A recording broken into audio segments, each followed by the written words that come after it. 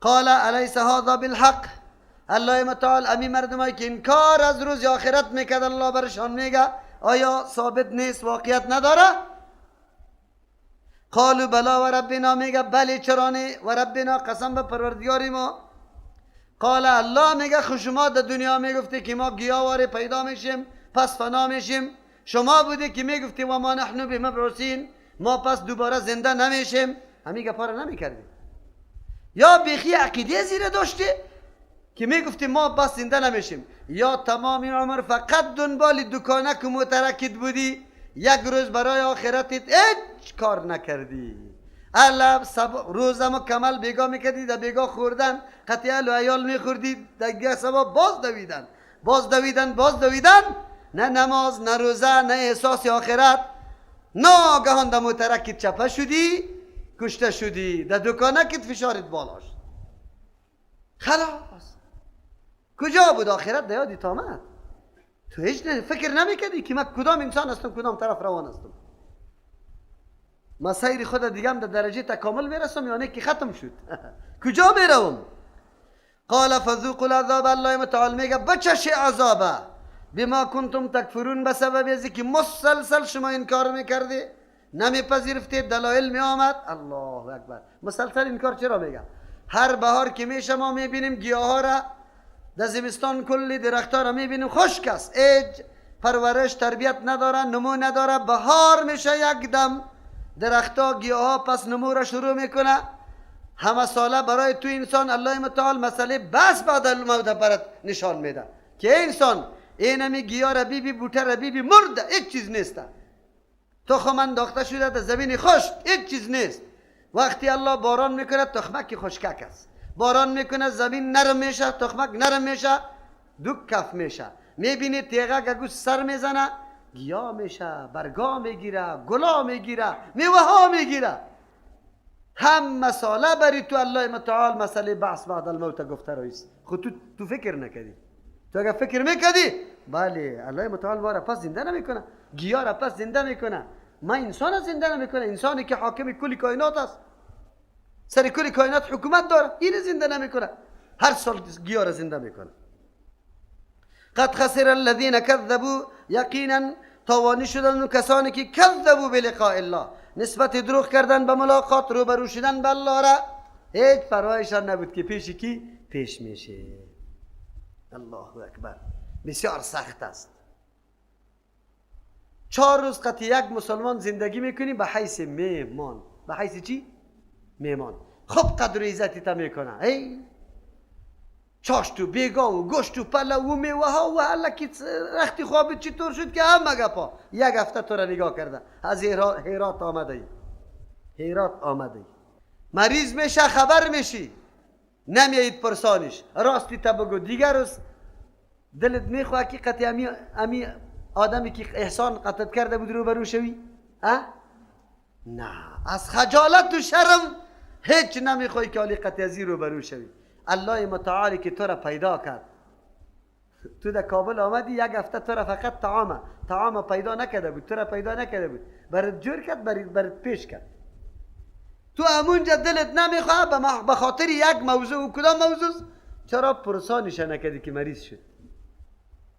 الله متعال که ما را پیدا کرده، با این انعامات خود ما را سرفراز کرده، بازم از ما مطالبه کرده، امر کرده، اورم برای منفعت خود. نماز برای کی بخوان؟ برای خود. روزه برای کی بخوان؟ شب قدر زنده به خاطر نگاه که بنده عبادت 83 ساله را برای خود کمایی میکنی برای یک شب. الله اکبر. من خو میگم که به الله قسم که بنده در اونجا بره و بگه که چرا. الله متعال میگه چرا نگو که برای معافی گناه های تو من کم راه ها را انتخاب نکرده بودم، کم راه ها را. خود تو یک راه را هم چی نکردی؟ عملی نکردی. بنده خواب، بنده هوا و هوس. بله من تو را دیدم که اونجا فیروز قندوزی میخوان، فقط صبح نمازی صبح آزان داده شد شما بس کردی، نه خو سرت آمد، نه چیز نشد. خو شب قدر یا 21 کی شد 23 کی شد، والله خوام زیاد نه. مرا غرض نگیری زن خو بسیار مانده و زل هستم. الله متعال توفیق از پیشت گرفته، چرا زل هستی؟ میفهمی که شب 23 است، 25 است، 27 است، روزش خواب کو، خود خواب تر و تازه کو برای شب، برای عبادت شب. بیشی عاجزی کو به الله متعال. همین عمر گذشتهش یک دفعه در پیش روید بیار. چی چیزا برداشت کردیم، چقدر خوشی ها، چقدر تویا رفتیم، چقدر میله ها رفتیم، پارکا گشتیم، چی چیز در دست داریم. روز فرا میرسم و میرم، از مال خود چی استفاده کردم، از علم خود، از عمر خود، از جوانی خود چی استفاده کردم. بهترین موقع است شب قدر. الله اکبر، از دست ما نروه، از دست ما نروه. واقعا انتظام کرده شوه که ما بله عبادت الله را چه قسم بکنیم. خیر است اگر زیاد نمیتونی از امو سری شو یک بولک عبادت الله را بکن، عاجزی به الله بکن، یا در آخر شب بخیز. اگر مکمل نمیتونی بهترین موقع. الله متعال بر ما راه های معافی را بسیار آماده کرده. خو انسان است که خود در کوچه اصلا چپ بزنه، در حالت غفلت خود قرار میده. قد خسر الذين كذبوا بلقاء الله، تاوانی شدن مردم که نسبت دروغ کردن روبرو شدن با الله را، گفتن ما با الله روبرو نمیشیم. حتی اذا جاءتهم الساعه، تا ای قیامت برشان. قیامت دو قسم قیامت است، یکی مرگ انسان، این قیامت فردی است، مرگ هر کس قیامت سرش قیامت است. یکی قیامت عمومی که برای عموم انسانیت است. تا ای قیامت برشان، قیامت یا قیامت عمومی یا قیامت فردیش که مرگش است. بغتتا ناگهان قالو میگویند آلی یا حسرتنا یا افسوسی ما، وای وای وای وای وای وای وای وای علی ما فرطنا فیها، افسوس برای ما بالای او چیزایی که ما کوتاهی کردیم فیها در این دنیا، در مورد عمر خود، عمل خود، علم خود. اوه الله چی موقع و فرصتا بر ما داده بود. موسمای بخشش کردن گناه، شبای قدر داده بود، رمضان مبارک بر ما روان کرده بود. الله اکبر، چقدر مال دارایی داشتم، چقدر علم داشتم، چقدر قوت و قدرت داشتم، از یکیش استفاده درست نکردم. چقدر کوتاهی کرده. قرآن کریم اینطور نیست. کتابی است که میگیره انسان فقط در قلبی در میگه میشانه. همیال فکر بکن مرگ ما آمد، این همیال ما میمرم. الله اکبر، ما میمرم. یک روز همیطور تصور کنی بالکل که خفتن خواب میشه، اینطور فکر کنی که من مردم. اینه در پیش روی خود کلی اعمالت در پیش بگذار. از مال چی استفاده کردی؟ از اولادت، از عمرت، از قوتت، از علمت، از جوانیت. همین امکاناتی که الله در زندگی برای تو داده بود چه قسم استفاده کرده ای؟ چه فایده گرفته ای، برداشته ای؟ از آثار دستیت، از آثار قوتت، از آثار علمت، از آثار مالت چیزی باقی مانده؟ تو خود رفتی، چیزی باقی است؟ من میگم که ای مومن، به الله قسم اگر تو مومن با آیات قرآن کریم باشی، یک 16 پولیت هم به جای مصرف نمیشه. آنقدر دقیق جای طلب میکنی که تو بروی خب پشتی سری 216 پولی باشه، ثوابش برات برسه. ملاهای ما یک جا، جای ما یک جا، وکیلای ما یک جا، تشنا بی خدا سری کافر جور میکنیم کنارا بی خدا. لیکن باز خود ما چی میکنیم؟ پدرم وفات کرده، مادرم وفات کرده، چقدر ولا 10 جمعه کردیم، خب یک جمعه دیگر هم میکنیم، چقدر مصرف شده؟ 20 لک افغانی. و بدبختی جمعه را از کجا کشید؟ تو چی میکردی؟ در بسته قریه چا پیدا نمیشه، مردم یکی به دیگه حضور زاری در میدان، در مسجد دا وجود نداره، در مسجد وضو خانه وجود نداره، در مسجد پکه وجود نداره. در مسجد مردم که داخل میشه از دست تفت و بوی پایا مردم استاد شده نمیتونه. کسی نیست که یک عطر فشار بزنه. نه، لیکن چی میکنن این مردم؟ جمعی میکنه، سال پورگی میکنه، چیلی میکنه. عالم تو در روز قیامت به الله جواب داده میتونی؟ همین مردکه خود تو نمیگه که عالم تو قطمه بودی مرا میگفتی که اینی کار، اینی صدقه بکن. خیر است، امور به نفی خود میگرفتی. چی میگرفتی؟ مولوی صاحب میگرفتی که فلان فتاوای شیخ الاسلام ابن تیمیه رحمه الله را برای ما بیار که دمی قانون باشه، کلی ضرورات و مشکلات دینم حل است ان شاء الله. همین ملاها را ما فقط الله قدرت مرا بده که یک فتاوای شیخ الاسلام برش بخرم ان شاء الله کلش موحدین است. کلش نیست. تیشه را میگیره در پای خود. در کجا؟ بریم 2 پیازه را بزنیم. شکم پرستی چی را میگه؟ شاخ داره یا دم؟ کدامش؟ اونجا افسوس ها میشه، اونجا این دنیاست، این همی ساعت است. شما باور بر الله بکنید دمی ساعت همی ساعت هاست که اونجا باز ما افسوس میکنیم که چرا ما کوتاهی کردیم، چرا قصور کردیم، چرا تسبیح یک دانه تسبیح را زیاد نگرفتیم نگفتیم. یادتان باشه حدیث صحیح پیامبر صلی الله علیه و سلم است که جنتی ها تا این اندازه هم افسوس میکنه که کاش که یک مرتبه سبحان الله را اضافه میگفت، یک مرتبه. قالو میگه یا حسرتنا یا افسوس ما علی ما فرطنا بنا برو چیزی که ما کوتاهی کردیم فی هذه دنیا، در مورد مال خود، عمر خود، جوانی خود، علم خود، تمام. و هم یحملون اوزارهم، این مردم ها میوردارن اوزارهم، بارهای کفر، نافرمانی، گناههای خود علا ظهورهم، بالای پشتای خود. کلی عمر ده بی راحت تیر کردن، اعوذ بالله، به زد بازی رای غلط ده پیش گرفته، گناه ها را پشت کرده. الا ساء ما یزرون، خبردار چقدر بد است آن چیزی را که مردم پشت کرده، بار جور کرده برای خود. الله اکبر. حالا تو روان کرده بود که برای خود آخرت جور کو، او تو دیگه هم چیسته باری جور کرده که در جهنم میبره، آتش پشت کرده. و ما الحیات الدنیا، بله نیست زندگی دنیا. تعبیر قرآن کریم آنقدر رسا و بلیغ است انسان تعجب میکنه برش. آیات قرآن کریم بسیار دقیق مطالعه بکنی. و ما الحیات الدنیا، نیست زندگی دنیا الا لعب، مگر یک بازیچه است، و لهو، مشغول کننده است، یک کمی مصروف میشی. دنیا اینمی حیثیت داره. الله اکبر. حالی هم که ما نفهمیم تشریح میکنم. ولد دار الاخرت، دار آخرت خیر، بهتر است. خب لیکن برای کی؟ برای هر کس؟ نه، للذین، برای کسانی که یتقون، مسلسل تمام عمر ده تقوا سپری کرده. تقوا از کفر، شرک، ده عقیده کفر شرک مزخرفات خدا نگاه کرده، عملش موافقی کی؟ سنت رسول الله صلی الله علیه وسلم ادامه داده. الله میگه فلا تعقلون، آیا از عقلتان کار نمیگیری؟ کدام ترجیح میده؟ آخرت یا دنیا را؟ بازیچه را یا نه آن چیزی که خیر است؟ قرآن کریم میگه دنیا بازیچه است. بازیچه را میفهمید؟ تفلکا در بین خود اونجا بیرون میره، میگه بیایی که چی میکنیم؟ ساتیری میکنیم. خود چی رقم ساتیری میکنیم؟ تو پاچا، او وزیر، او ملک، اینی رعیت. خود یک ساعت مشغول میشه، پسان بگه کلی چیزا را ویران میکنه. نه پاچاست، نه وزیر، هیچ چیز نیست. الله اکبر. قرآن کریم دنیا را برای ما حقیقتشه اینطور در کف دستت میده. دنیا بازیچه است. بازیچه چی معنا داره؟ اصل حقیقت نداره، محض صورت یک شی است. صورتش هم دائمی نه، یک چند دقیقه است، باز بعد از اون نیست. دیروزی تا نبگه امی دیروز چی بود؟ بس صدها مردم در گرد یک خواننده نشسته بودن، چک چک میکرد، شانه شور میداد. امروز چیست؟ یک بازیچه گک بود، امور خیالی و خود جور کرده بود، تصویران کرد بازیچه. اینی در بازیچه میگه. خبردار؟ مصروف کننده، مشغول شدی، فقط یک مشغولی است، ما را مصروف کرده، اما یک نه ثمره داره نه فایده، یک چیز هم نداره. دنیا ابی رقم است. خیلی فکرتان باشه که برای هر کس همی رقم نیست. برای کسی که یتقون است این رقم نیست.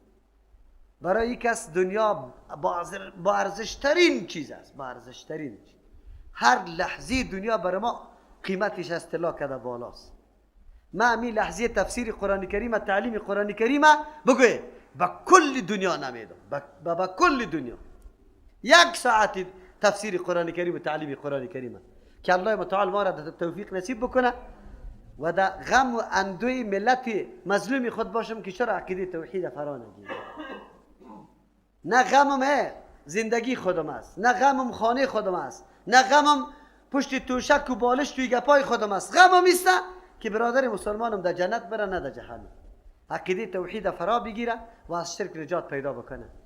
اینی عمر، اینی فکر، اینی اندیشه، این خبر داری که چه قیمت داره؟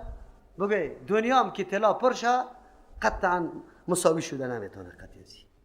از او خاطر برادر و خواهرها در ترجمه قرآن کریم که شرکت میکنه که این فکر و اندیشه قطعی شما مستحکم در قلبتان نشد، اینطور فکر بکنی که در ترجمه قرآن حاضر نشده. قطعا هیچ فکر نکنی که همین احساس همیشه در وجود شما زنده نبود، بازی تو فکر بکنی که ما در رمضان در ترجمه نرفتیم، در خانه تیر کردیم، به خو تیر کردیم. مرا مردم میگم این شاگردای تو خیلی چیسته. شاگردای من نه، یا کتاب الله را خوانده و کتاب الله برای از یا پیام داده. پیام این کتاب الله این مردم آنقدر هوشیار و بیدار ساخته که حال تو خواری و زحمتا بکنی نخواد او احساس یا از دست بده. یاد کتاب الله نشسته، مطور خادی ننشسته، قصه ها را خو نشنیده، کلام الله را شنیده. کلام الله مفهوم و حقیقتش درک بکنم، باز ما خوابالوده باشم، مسلمانی خوابالوده، مسلمانی غافل، مسلمانی که هیچ اندیشه و فکر نداشته باشم، مسلمانی که غم ملت در قلب موجود نباشه، کلا قطعا اینطور نیست. قرآن امی درسا را برای ما و شما میده. دنیا هیچ حیثیت نداره، اما خیلی قیمتی میشه، خیلی زیاد قیمتی میشه. توسط چی؟ توسط دعوت به سوی دینی کی؟ الله، و خود در مسیر تقوا برابر کردن. الله نصیبی ما بکنه. تک تک ما را الحمدلله ما همیشه دعا میکنم و به او دوستایی که واقعا در این میدان آثار دعوتشان معلوم میشه زیاد دعا میکنم. الله خوب سرفراز داشته باششان، هم در دنیا هم در آخرت، و ما را از این مسیر منحرف نسازه. همین احساس همیشه در قلب ما زنده نگاه کنه. افلا تعقلون قد نعلم انه لا يحزنك. الله اکبر. چطور این احساس از ما از درون دل ما بیرون شود؟ آیا میشه؟ قطعا نمیشه. چرا؟ پیغمبر ما غم در دلش بود. قد نعلم، یقینا ما میدانیم، الله میگه انه لا يحزنك، شان سخن است که تو را غمگین میسازه. الذی هم سخن یقولون که مردم میگه در معامله توی مردم بیان کرده رویسته، گاهی شاعر، گاهی مجنون، گاهی ساحر، گاهی مفتری، نعوذ بالله، القاب گوناگون بری تو میده. فکر نکنی که الله از تو غافل باشه، نعوذ بالله. وان کی بگوید چقدر حوصله مندی به اون تو داده میشه. بزرگترین خیرخواه انسانیت رسول الله صلی الله علیه وسلم این مردم مجنون دیوانه میگفت. اینا چی میگفت بگه؟ پیغمبر الله را دیوانه، شاعر، دروغگوی. الله میفرماید فانهم لا یکذبونک، یقینا این مردم تکذیب تو را نمیکنه. دو مطلب داره این آیت. پیغمبر غم نکو، مثل که یک ماتحتی تو، یک نوکری تو، یک مزدوری تو کسی او را زده باشه و بعد برش گفته باشه، او گریان کده بیایه برات میگه که فلانی مرا زد، تو برش میگی غم نکو، تو را نزده مرا زده، معنایش ایسته که ماندنیش نیستم. الله متعال به پیغمبر خود عمیق قسم اعلان میکنه که پیغمبر این مردم که کدام القاب نادرست در حق تو استعمال میکنه، فکر نکنی که من غافل هستم، نه، یا تکذیب تو را نکده. ولکن الظالمین بیاات الله یجحدون، لیکن این ظالما آیاتای الله را قصدا انکار میکنه. تو را خو صادق و امین میگه، خود چیزی را که تو آورده او را نمیپذیره. اگر نفس ذاتی شخصی تو باشه یا انکار نداره، چیزی پیامی که تو داری یا دشمنی پیامی توست. پیامی ماست. کسی که دشمنی پیام مرا میکنه سرنوشت خیلی وخیم داره. یک آیت اینطور ترجمه میشه. در این ترجمه تو دعوتگرم الله متعال می قسم اعلان میکنه. ای دعوتگر، تو خو غمگین میشی، او آوازه ها و گپای کیا میزنه، وابیست هلکی از یهود پیسه میگیره، الله سر رو صداسته، الله وهابیست. وهابی کی را میگه؟ خو نمیفهمم. خو بله، به نظر مردم از کافر کده خیلی بد است، همین قدر هم میفهمم. الله متعال میگه فانهم لا یکذبونک، تو را تکذیب نمیکنه. تو از خیلیش هستی، از خاندانش هستی، من حیث از قومیش تو را خوب عزتمند میسازه، تا دین روز تو را بد نمیگفت. بد چی را میگه؟ چیزی که حاملش هستی، کدام پیام که تو برای ازی بیان میکنی، عقیده توحید، این مردم تو را تکذیب میکنه. بان خیر دیگه اولی برما، یا تا دین روزم تو امی بچه بودی، از امی قوم بودی، امی جا نماز میخواندی، کسی قطع دشمنی نداشت. خو امروز که صدای توحید بلند میکنی، عمل به سنت رسول الله میکنی، بازی مردم تو را چی میکنه؟ تاپا میزنه. یک.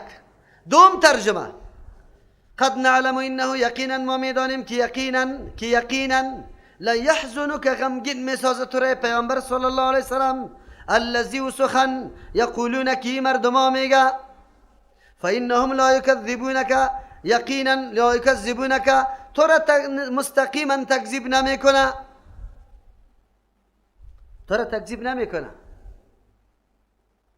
نسبت دروغ به تو نمیکنه ولكن الظالمین لیکن ظالما را فانهم لا یکذبونک یا در قلب خود تکذیب نمیکنه تو را در زبان میگه و پیش مردم میگه وقتی که دیگه منافقین در پالیشان میاد دیگه مشرکین لیکن در قلب خود تو را تکذیب نمیکنه در قلب خود اعتراف میکنه که گپای از این مردکه حق است ابو جهل همین طور میگفت ابو سفیان خود پسان ایمان آورد دیگر خود چی میکنی ولكن الظالمین لیکن ظالما مشرکا بی آیات الله و دلایل توحید الله یجحدون انکار میکنه ایره نمیپذیره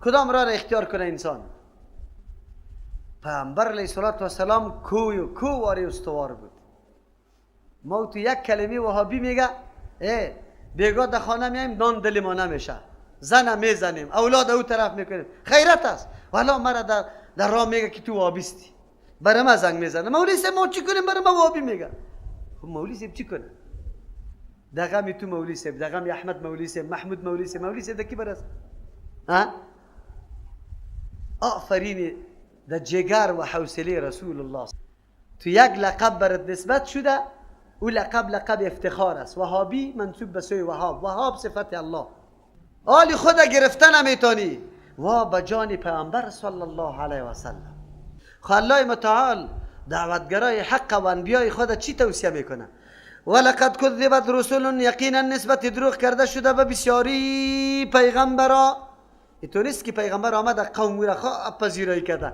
گلا را در گردنش انداخته